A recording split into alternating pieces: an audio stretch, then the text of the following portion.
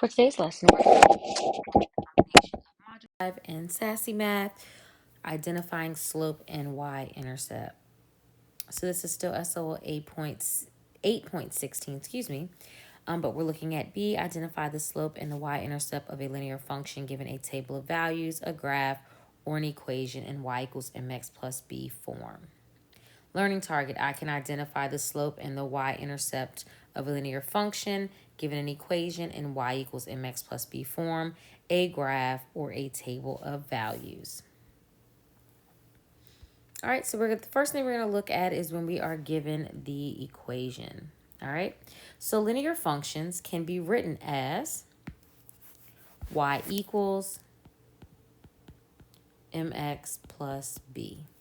All right, when graphed, it is a straight line. All right, so the m in the equation represents the slope, as we previously discussed in other videos, and the b represents the y-intercept.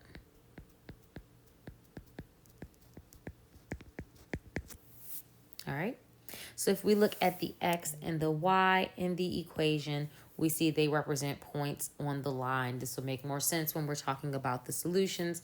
Remember, we can plug in the x coordinate to get the y coordinate, but that comes at a later date. All right, so given the equation y equals 2 over 3x plus 4, what is the slope? All right, so remember, slope is the m represented in our equation, is also the coefficient of x, or the number in front of x. All right, so my slope here is going to be 2 over 3. And my y-intercept is always represented by my constant, which is b, which is 4. All right, so if we take a look at this, when we are identifying the slope and y-intercept from the equation, first we're going to identify the slope, which is m, or the coefficient or number in front of x. Then we identify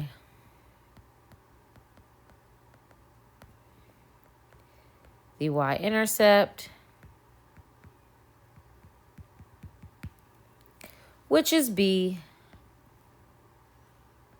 or the constant. Okay? All right, so let's take a look at identifying when given a graph. All right, so when given a graph, to find the slope, find the point on the line that is farthest left. Move from there up or down, then right to get to another point on the line. So up means the slope is positive.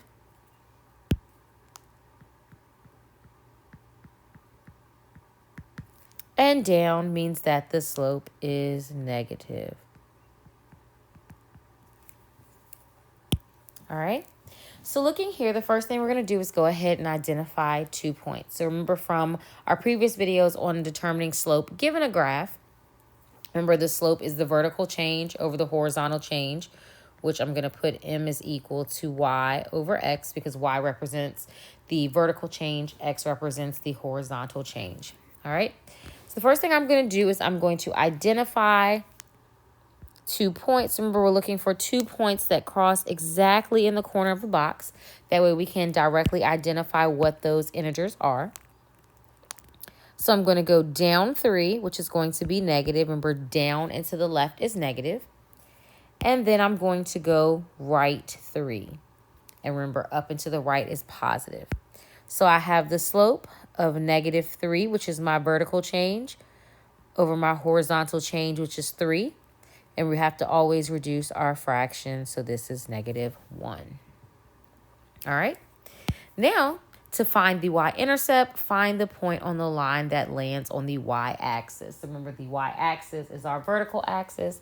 And remember, a y-intercept, it intercepts the y-axis. And we can see that we have a y-intercept at 1. All right. So our slope for this graph is negative 1, because we can definitely tell that our line is decreasing from left to right. And then our y-intercept is 1. All right.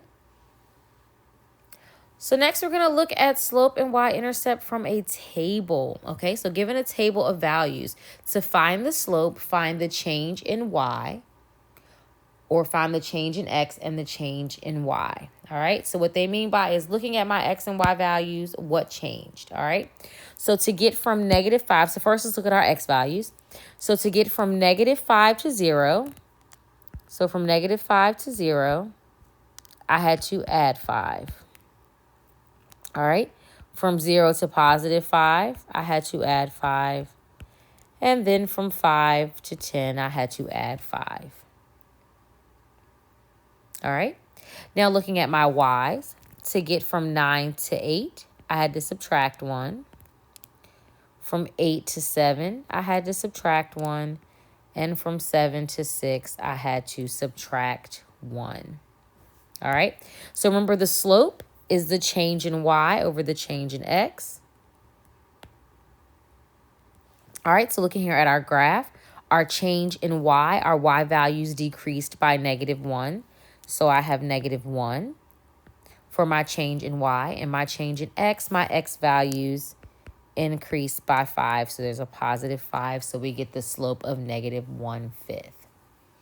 All right, to find the y-intercept given a table, find the y when x is equal to 0.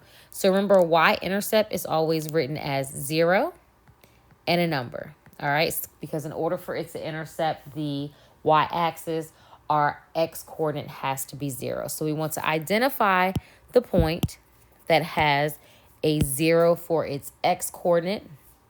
And we can see here that we have an x-coordinate of 0 and a y-coordinate of 8, which lets us know when we plot this on the coordinate plane that our y-intercept is going to be 8. All right, so let's take a look at some more examples. All right, so here, what is the slope and the y-intercept of this equation? All right, so again, remember equations are written in the form y equals mx plus b, where slope is represented by m and the y-intercept is represented by b. So our slope here is going to be 4, and our y-intercept is going to be -3. And remember, we have to take the sign with this. So since our 3 is negative, our y-intercept is going to be -3.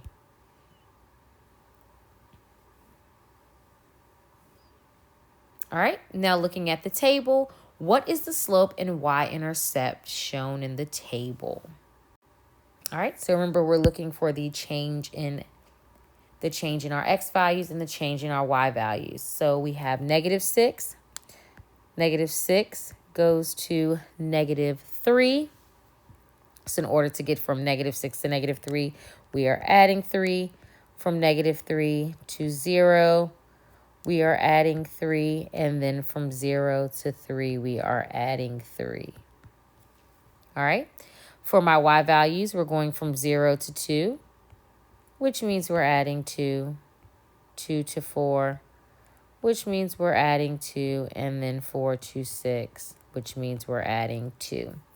So remember that slope is the change in y over the change in x. So our y values are changing by 2, and our x values are changing by 3. So we get the slope of 2/3. Then identifying our y-intercept, we're looking for the coordinate point that has a 0 for its x-coordinate and a value for its y-coordinate. Because again, in order for it to intersect the the y-axis, our x-coordinate has to be 0. Therefore, here I can see an x-coordinate of 0. Therefore, my y-intercept is going to be 4 for this example. All right. Now it says, what is the slope and y-intercept of the graph line? All right. So first, we want to identify 2 coordinate points. All right. So we're looking where it exactly crosses the line. So I'm going to use this point here, and I'm going to use this point here. All right. So looking here, to get from this point to this point, I'm going to go down 2. And then I'm going to go right 1. Or I could do the opposite. I could go up 2, which is positive 2. And then to the left, negative 1. Regardless of which way I write it, I'll put that over here. Or, excuse me, which way I locate. I have negative 2 over 1, which is equal to 2 over negative 1 because they both reduce to negative 2. So therefore, I have a slope of negative 2. For my y-intercept, actually one of my points that I used included my y-intercept. So I'm looking for where the graph crosses my y-axis, which is at negative 2. All right.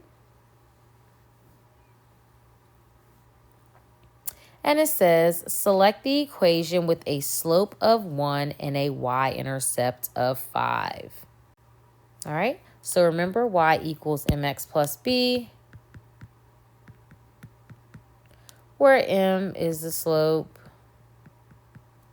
and b is the y-intercept.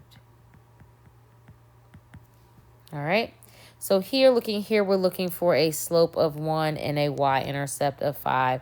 So B is going to be our answer choice. All right. Now it says draw a line with a slope of 2, 5. All right. So drawing a line with a slope of 2, 5. All right. So again, it doesn't matter what your y-intercept will be for this example because they don't give you a y-intercept. So you can pick any y-intercept that you would like. So I'm just going to pick this point here as my y-intercept. So remember, our slope is 2 over 5. So remember, we have the change in y over the change in x. So which means we're going up 2 and to the right 5. All right. To finish off the rest, we're going to go down 2 and to the left 5, drawing my coordinate points, and then I'm going to connect the line. Not a straight line, trying my best. All right. So now there are 5 problems for you to try that are very similar to these 5 that we just did together. So I want you to go ahead and work on those problems prior to completing your exit ticket.